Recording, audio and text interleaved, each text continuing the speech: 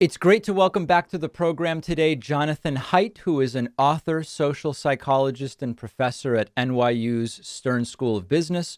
He recently wrote an article for The Atlantic called Why the Past 10 Years of American Life Have Been Uniquely Stupid. Jonathan, always great to talk to you. Thanks, Dave. It's great to be back with you.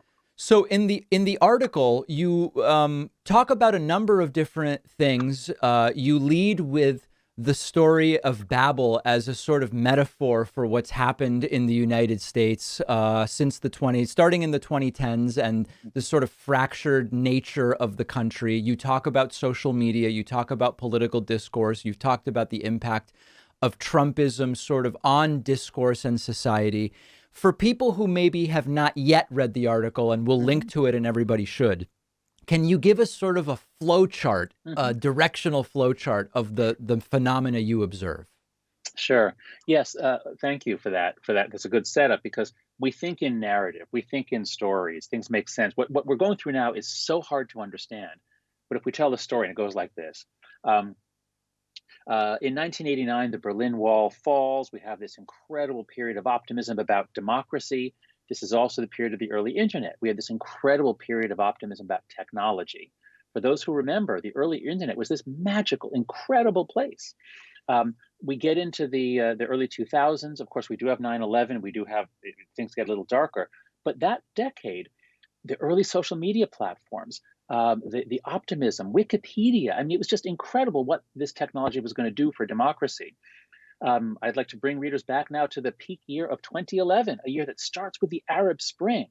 And we think, what dictator can stand up to people empowered by Facebook and other platforms? Right. That year ends with Occupy Wall Street. We think the people empowered. So 2011, we really is the peak year of techno-democratic optimism. 2012, Barack Obama's reelected. Gay marriage resolutions are passing all around the country. So it looks like this direction to history is clearly one direction, and it would be the direction that would be favored by progressives. And then everything goes to hell beginning around 2014. A lot of weird stuff happens in 2014.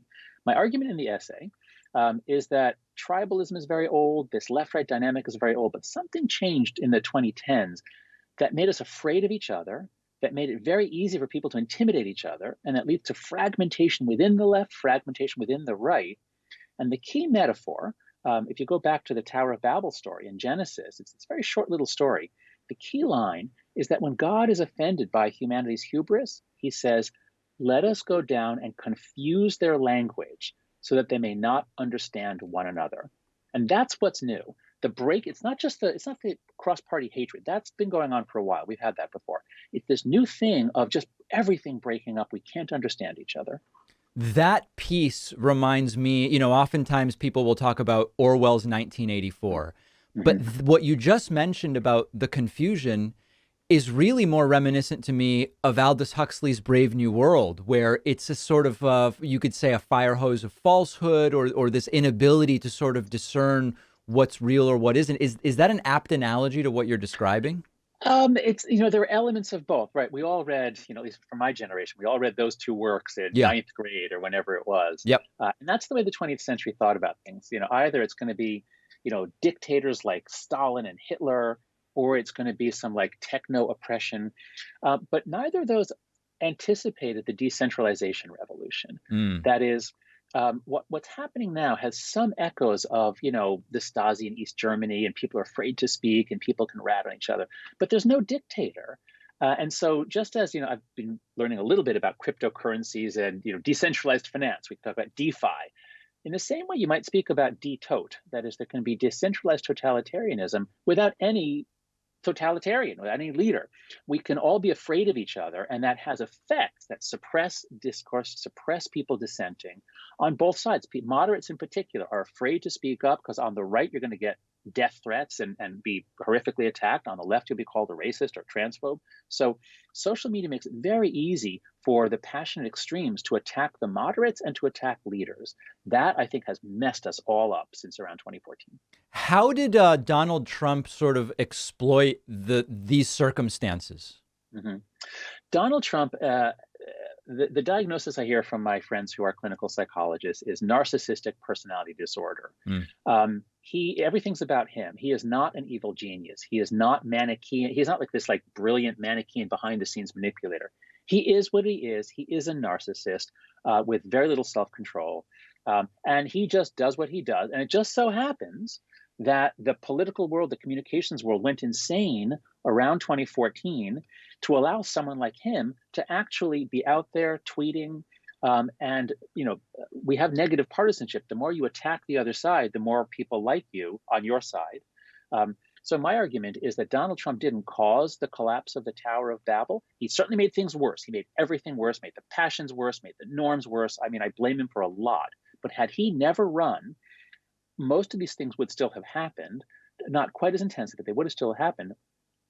He benefited because in the pre-Babel era, before we were all fragmented, people saying the things he said, like that was automatic exclusion. Like everybody would have shunned him. But afterwards, nothing makes sense anymore. There is no overarching narrative. It's Babel all the way forward. Yeah, one of the things that I think resonates with me in terms of understanding that period is it seemed that it became much more acceptable to publicly say a lot of the things that before some people understood, I think this, but I probably shouldn't say it. I shouldn't say it at work. I shouldn't say it on social media. It was sort of normalized to some degree. That's right. Well, that's right. And there was such a thing as polite society. There were some norms that were widely shared, maybe not on the far right and far left, but there was a sort of a general consensus of polite society, and you could be outside, you could quickly get yourself outside polite society. Part of what I'm arguing is that there's always let's say how much voice do people have at each point on the spectrum, and it's always the case that people who are angry and loud are going to have more voice because they try harder. So the middle has less and the extremes have more. When social media comes in, and I don't mean early social media, I mean only after we get the like button, the retweet button, that's 2009. We get threaded comments in 2013, which encourages everyone to fight with everyone in the comment section. Mm-hmm. It's this new hyper-viralized environment. That's what changes things. And when that happens, now the extremes get much more voice and the middle 80% gets much less. Many of us, we just keep our heads down. People are exhausted. They don't want to speak up. And we can't have a deliberative democracy when most people don't want to even join the discussion. And when the people in the discussion are incentivized, literally incentivized to be assholes.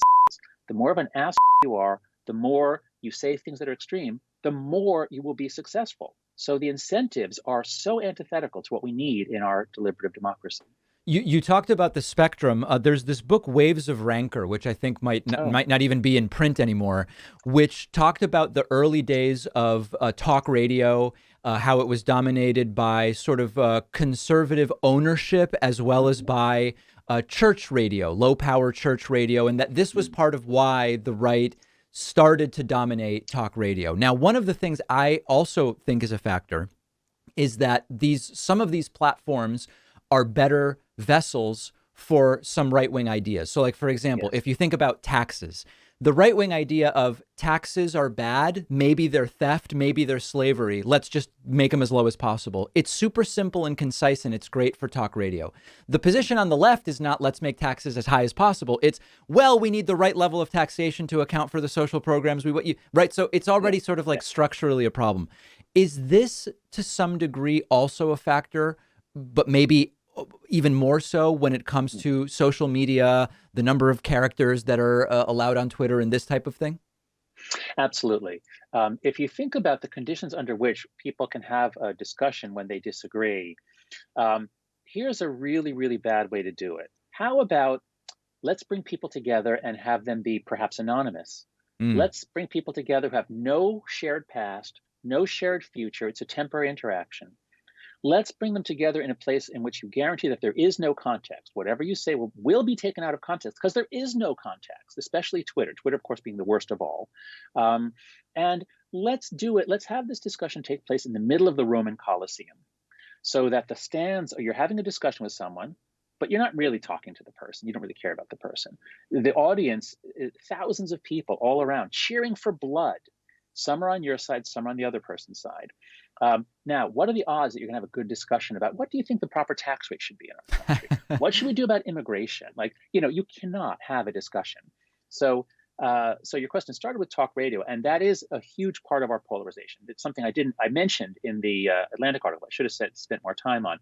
Talk radio really does radicalize the right in the beginning of the 70s, but especially in the 90s. Fox News, all the talk radio stars, doesn't have a similar effect on the left. But I think my sense is that while talk radio made the right radicalize in the 90s, social media made the left radicalize in the mid 2010s. There's been a lot written from Matt Iglesias originally and others calling it the Great Awakening, an intensification of, wokeness is the word used by the right, but it really did change the dynamics on the left. There's always been, and there still is in the Democratic Party, a healthy debate between more the far left and the moderate left. So in the party, that dynamic is still going on. Whereas in the Republican Party, there is none. All the moderates are dead or expelled. So the Republican Party, I say in the paper, the Republican Party has become the stupid party. You become stupid when you shoot your moderates. If you don't have dissent, if you have orthodoxy, you become stupid. You'll be wrong on most things. The Republican Party is the stupid party. The Democrats are not. But my argument is that if you look in many of our epistemic institutions, that is, those that generate knowledge, universities, media, the arts, journalism, these, of course, are dominated by progressives. That's always been the case, and it's very much the case now. When those places, like the New York Times, when people can't dissent within a progressive organization, then that organization becomes structurally stupid. And so I think social media has intensified the power of progressive activists in a way that has often suppressed dissent on the left. And I think that actually, in the long run, I think that hurts the left. Yeah, we talked before the start of the interview about how there is an asymmetry in how the extremes on either side are sort of impacted by the status quo. I'd love to hear you talk a little bit about that, but I also think it's important to mention the extreme of the left, however we define it. And I think sometimes what's called extreme maybe isn't that extreme by global standards, but let's put that aside for a moment. It doesn't seem to have that much power in the Democratic Party, as evidenced by on Reddit and Twitter in 2020. It looked like Bernie was just running away with this thing. And it wasn't even close in terms of how Democratic voters actually voted in the primaries. That's right. No, you're right. It doesn't have that much power within the party. And that's the asymmetry. There's a great quote from John Stuart Mill. It's something like, in all of the great disputes about social matters, each side has been right in what it affirmed, though wrong in what it denied. And when I talk to people on the left, the number of crimes committed by the Republican Party, certainly from denying Barack Obama's Supreme Court appointment to trying to storm the Capitol to overturn, the crimes it's unbelievable, the crimes the Republican Party has committed, and there is no comparison to what the Democrats have done. So people on the left are certain of that, and they're right. They're absolutely right. Why don't those damn Republicans realize that? Well, now talk to conservatives. Some will acknowledge that, the party, I'm not so comfortable with this, but, and then boy, do they have a list of crimes of what the CDC did, what the media did, what the universities did. And they've got videos and they've got quotes, and they're quotes from people that you know. So here's what I'm saying. There's this giant asymmetry, and it's as in an argument between two spouses. Each side, they've got their list of violations of the other, and they don't match up. We're not talking about the same thing. So that's why, look, I've always been on the left. I was always trying to help the Democrats speak more intelligently about morality. That's why I got into political psychology. But when I wrote The Righteous Mind in 2011, I was writing it 2010, 11, I began to get concerned, like, oh my God, actually, our country is coming apart. The partisanship is becoming outrageous. This is really dangerous. And so I started focusing more on how do we fix our institutions, get our political game working so that we can address these problems. And now I'm in a state of complete panic, because I think if you look at the trends, we are so far from, we're so far from even understanding not just the other side, but what our own side is doing. We are so confused. We are basically lost in Babel. Last thing I want to ask you about, and I know our time is not unlimited, if we narrow down a little bit and think about if and how social media should be managed or regulated based on your interpretation. Every idea is out there, from no regulation whatsoever, just like allow everything and let it police itself, to we need some kind of nonpartisan government board, but who decides who's on the board and all of the problems that come with that. Yeah. Where is your thinking on this at this point? Okay. Well, so my thinking is, first, please stop talking about content moderation. And you framed it the way everyone does. Are we going to have more or less? No, I don't want to talk about that, because the question is just, are we going to move it up or down a little bit? Elon Musk would have moved it down. We'd have less moderation. Democrats would move it up. No, that's not where the action is. So what's the right question? But the right question is, uh, what is this? What is this technology, this platform that has changed our discourse? What is the architecture? What are the dynamics of this new platform after 2009 that has made it not? We're never going to stop people from posting crazy nonsense. But why is it that after 2009, the crazier the nonsense is, the further it goes? Mm. What changed, and how can we unchange it? And so there's two things. The first thing to attend to is who who is on the platforms. And here, right now, any Russian agent can create 1,000 accounts a day and run them either personally or with bots. Any jerk, any asshole, and there are people who are trolls who have personality disorders, they get to harass as many people as they want. They get to make death threats. Nothing happens. Maybe the account gets shut down. They can make 100 more accounts.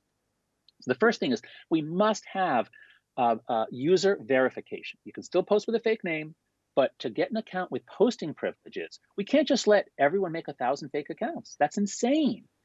So any large platform, and Elon Musk even proposed this, at least partially, but authenticate users. So that's one. Pay attention to whether you have to at least show you're a person and old enough. Like that would cut down on a lot of it. The second thing is the dynamics of amplification. Right now, the incentives are the nastier you are, the further you go. Let's try to reverse that. So it'd be very easy for Facebook or Twitter to quantify using AI and human coders how aggressive is each person. You get an aggression score. If all you do is say, screw you, jerk, with exclamation points, you get a 5. You're like, overall, on average, you're a 5 on a 1 to 5 scale. And what I'd like to see is when we start to open an account, your default is the filter set to 4. So I will see only people who are 4 and below, and the people who are 5, I don't see them. They don't see me. I don't want them in my public square. They don't belong in the public square. Now, if I want to lower my filter to 3 or 2, I can do that. If I want to see the assholes, I can raise it to 5. If we did that, the incentive would be no longer be as much of an asshole as you can. It would be, you know what? If you're a complete asshole, you're going to lose most of the world. They're not going to listen to you. So that's the sort of change that would be completely transformative. Whereas the eternal argument about more or less content moderation, who decides and where's the line, that hasn't gone anywhere in 100 years, 200 Correct. years. It's never going to go anywhere. Absolutely fascinating ideas. We've been speaking with Jonathan Haidt. The article in The Atlantic is called Why the Past 10 Years of American Life Have Been Uniquely Stupid. Jonathan, always really appreciate your insights. Thanks so much, David. Let me just end by saying I've put all my resources on a single webpage. If you go to jonathanhaidt.com/social media, I have everything you could want to know about the effects of social media on teen mental health and on democracy, links to hundreds and hundreds of academic articles. So that's a sort of a one-stop shop where I show my work.